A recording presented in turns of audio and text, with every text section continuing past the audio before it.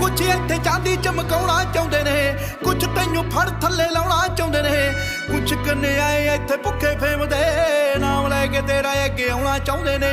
मुसीबत तां मर्दां ते पैंदी रहिंदी ऐ, दबी ना तू दुनिया स्वाद लैंदी ऐ। नाले जिहड़े रस्ते ते तूं तुरिया इत्थे बदनामी हाई रेट मिलूगी, नित कंट्रोवर्सी करेट मिलूगी, धर्मां दे नाम ते डिबेट मिलूगी।